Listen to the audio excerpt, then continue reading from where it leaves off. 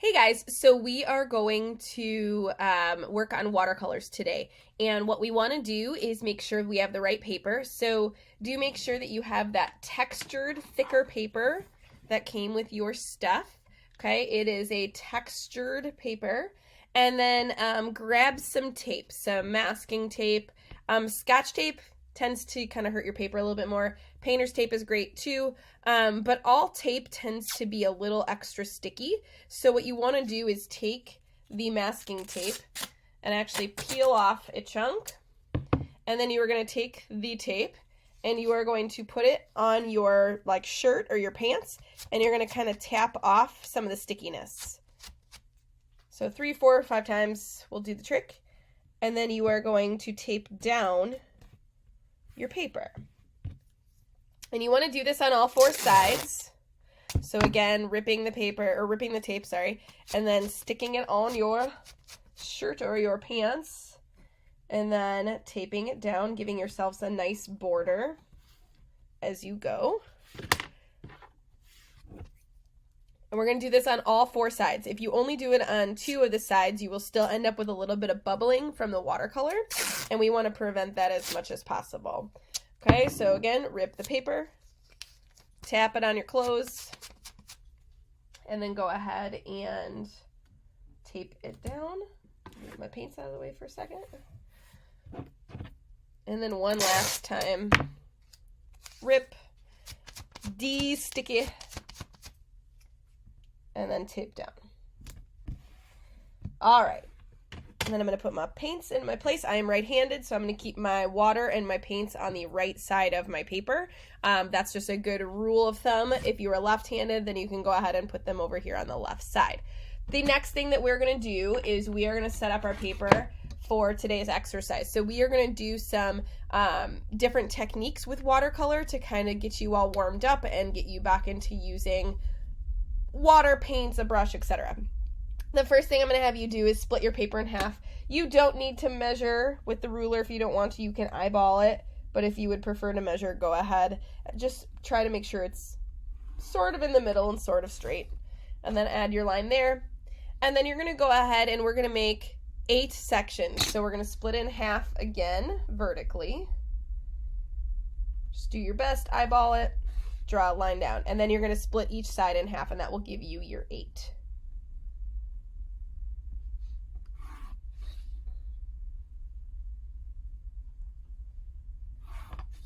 All right, so we have 8 relatively even sections. So today we are going to do about 4 of them, and then the next day we will do another 4.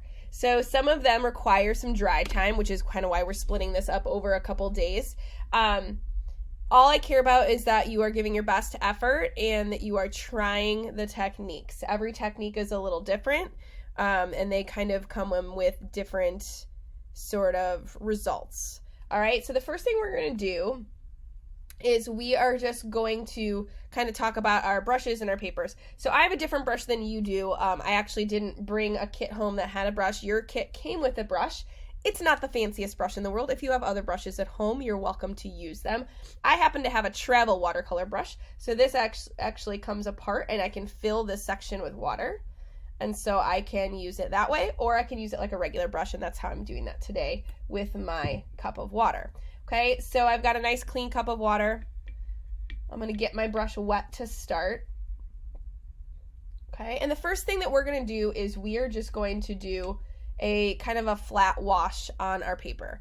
Okay, so our paper is dry, and we are going to go to our paint and pick a color and just make a flat wash. So I'm going to grab this yellow-green here. So I'm going to gently moisten the paint palette.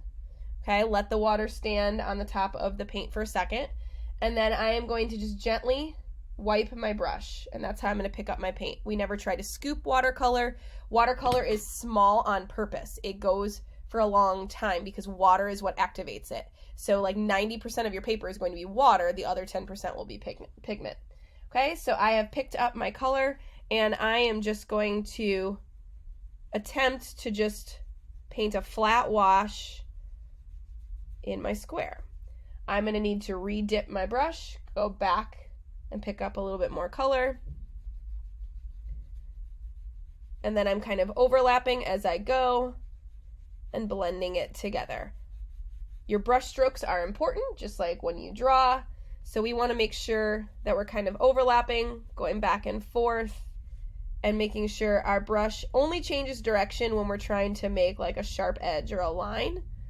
But for the most part, I'm staying with those up and down brush strokes and only using something different when I'm trying to create a border. So I do want you to carefully kind of paint your edges and use that pencil line to really guide your paintbrush. And the cool part about watercolor, and because we've taped down our paper, is that it will stay. It will stay in one spot. It's nice and flat. If your paper was curled, it would move more, but it will dry in this nice crisp shape. So I'm just going back and just overlapping and touching up anything just so I can create that smooth, flat shape. I'm going to move the light out of the way so you can see a little bit more. Light does reflect, and so obviously the water on the paper is reflecting a little bit of light. All right, so that's box one, just a flat wash of color. Now we are going to jump so that we are nowhere near box one. We can let that dry. And what we're going to do is we're going to do a wet into wet. So we're going to show the difference of just wet on dry versus wet on wet. So I need to clean my brush off. And the one thing that I don't have in here is a paper towel. That would always be a good thing to have on hand to dry off your brush and clean it up. So I'm going to go ahead and basically make a flat wash of water over this entire box, but I'm probably only going to do about half at a time. Okay, so I'm going to brush about half of the box with water because it will get too dry. All right, so I've brushed that with water, and now I'm going to go back in and I'm going to grab a different color.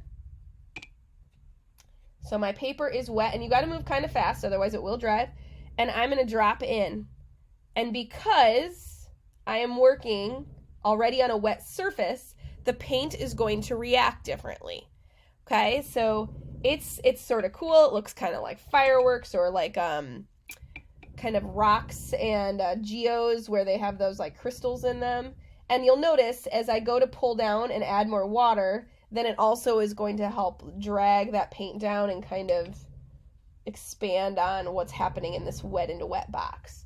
So again, I pick up the color and I'm going to drop in, and it makes some sort of fantastical things happen. Now what I can do is rinse out my brush and then go and find a different color. And I do have to be careful. Some pigments can get really strong really fast. But I'm going to go in and drop in some violet or some purple over the top of that blue and kind of let it do its thing. Pretty cool, right? So that is wet into wet. It's almost like a tie-dye-like creation. And you don't have to mix colors. You could stick to one color and create that different texture that way. But look how much different these two pieces are just based on the idea of laying down a flat set of water first and then letting the paint go on top. Okay, the next box that we are going to do is our gradient. So we have a flat, we have a wet into wet, and now we're going to work on pulling a color. So what I mean by pulling a color is starting with a dark pigment and pulling it to be light. Okay, so we're going to hop over to another square that's nowhere near. Remember, you don't have to do the same order as me. I'm going to go ahead and moisten the color that I choose. I'm going to choose this red-violet color over here. I'm going to get that pigment wet and ready to go. Remember, we are always gentle with our brush. We want to use water to activate the paint. We never want to try to scoop it out. Okay, so I've activated that color. I'm going to pick up a decent amount of that color. And I am going to start at the top, and I'm going to move horizontally across, like so. And I'm going to pick up even more color. All right, so then what I'm going to do is that's the only color that's going to go on this entire square. I'm not going to touch my paint again. What I am going to do is dip my brush in a little bit of water and then continue to kind of brush and paint downward a few more strokes, about another ½ inch to an inch. Then I'm going to dip my brush in water again, and I'm going to do that same thing. So I'm essentially adding more water as I go, which is going to thin out the paint to appear lighter as we work our way down. So we're essentially shading with our paintbrush just by adding more water and then pulling down. But you don't want to add too much water too often because you'll get too much puddling. Okay, so you just want to kind of create that smooth fade and transition of paint from dark to light. If you don't feel like you got there or you need more of an effect, you could always go back to the top, add more color in, and then carefully kind of go over your work and pull down. I'm being very gentle with my paintbrush. We never, ever, ever rub our paper hard with watercolor. We always let the tip of the brush do all the work. Think like a ballerina on toe shoes, okay? We never smash our brush. We never rub really hard to try to erase anything. If you ever need to erase anything, you're going to clean off your brush really good. You're going to dry off your brush on a paper towel, and then you're going to gently swipe things with your brush to kind of pull up the color. So that's kind of how you erase with watercolor. But for this, you shouldn't need to erase anything. These are all just basic exercises. Okay, so you want to make sure that you pull all the way down. Not like I did, I missed that last little bit, so you don't end up with a weird white stripe, but it will be very, very light once you get to the very bottom. So again, we have our flat wash, our wet into wet, and we have our gradient, okay? So those are sort of the three main things that you really need to understand before we go into anything else really further. The last exercise we're going to do with this portion is we're just going to take our brush and we're just going to work on brush work. So meaning that we're going to pick up some color and you are just going to pick a square. I can come back over here now. And I want you to basically draw with your brush. Work on using the tip of the brush, not picking up too much water, and work on using it like a pencil. So creating different lines, and you'll see how your pigment changes as the brush starts to dry out and you don't have as much color. But that's what's kind of nice about watercolor is you get so many different values of color in such little effort and time, just based on how wet your brush is. And you can like try some bigger strokes too. There's nothing wrong with that. But the idea is just to work on control.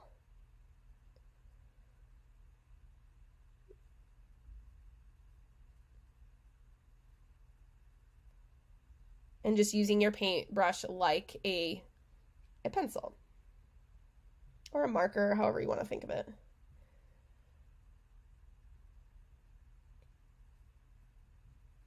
And you can get some pretty fine lines and details if you barely touch the paper, and the more you press into your brush, the bigger that stroke will be. So that's completely up to you. If you want to rinse your brush and dry it off and then grab a different color and try adding something different to it, go for it.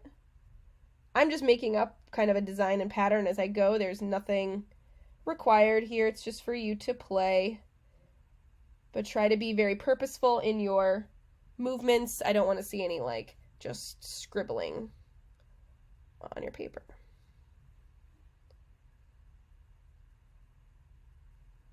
All right, so those are the 4 boxes that we're going to do today. That's enough.